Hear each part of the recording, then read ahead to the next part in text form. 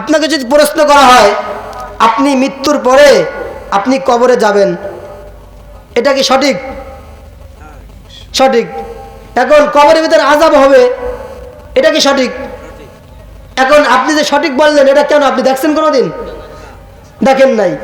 কিন্তু না দেখে কিছু কিছু জিনিস বিশ্বাস করা, না দেখে কি বলেন, কিছু কিছু জিনিসকে বিশ্বাস করা, এটাই ইমানদারের পরিচয়।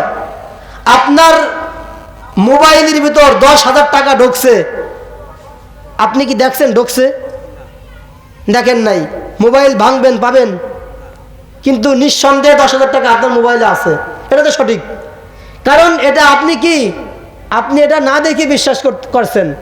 কিছু কিছু জিনিস না দেখে বিশ্বাস করা। এখন আপনি কবরে যাবেন, এটাও সঠিক।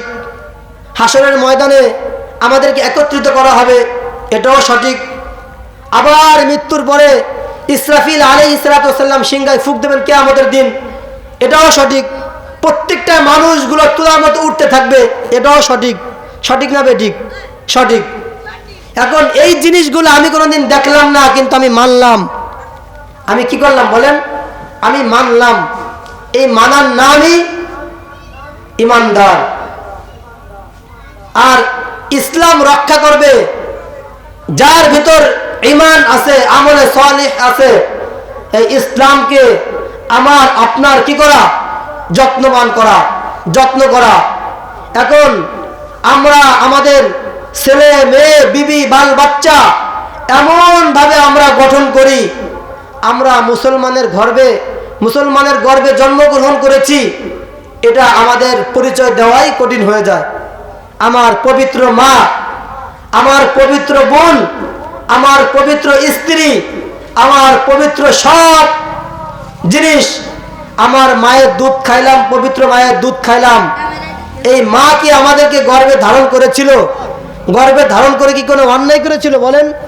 অন্যায় করছে? আমার মায়ের দুধের এক ফোঁটা বদলা কিয়ামত পর্যন্ত যদি আমার গতরের চামড়া কেটে যদি আমি জুতা বানায় দেই, আমার মায়ের দুধের এক ফোঁটা দুধের ঋণ আমি পরিশোধ করতে পারবো না। পারবো না কি বলেন? পারবো না। কাছাকাছি এখন বলা হইল যে আমার পবিত্র মা আমাকে 10 মাস 10 দিন গর্ভে ধারণ করে। এই সেই আব্বা আম্মা আমার আচরণ, চেহারা, সুরত দেখে আমার আব্বা মাই তো আমার কাছে নিরাপত্তা না, ঠিক না বে ঠিক? এখন আমাদের কাছে অনেক বলে, হুজুর ছেলের জন্য দোয়া করেন। কেন, কি দোয়া করব? হুজুর ছেলেকে নিয়ে খুব একটা আতঙ্কের ভিতর থাকি, না জানি কখন ঘুমের ঘরে আমাকে কোপ দেয়, না জানি আমাকে ঘুমের ঘরে হত্যা করে, না জানি আমাকে ঘুমের ভিতরে কতল করে ফেলায়, মাইরে ফেলায়, এরকম একটা আতঙ্কে থাকি। এমন সন্তান আপনাদের এই শিকারপুর আছে কি আছে না বলেন? আমাদের কাশেনীর জমিতে এরকম আছে, রাত্রে ঘুমায় কিন্তু ছেলের জন্য আতঙ্কে থাকে, মেয়ের জন্য আতঙ্কে থাকে। একজন মুরব্বী এসে বলতেছে, হুজুর এখন বলেন আমার শেষ জীবন, আমার বয়স এখন 60 বছর পার হয়ে গেল।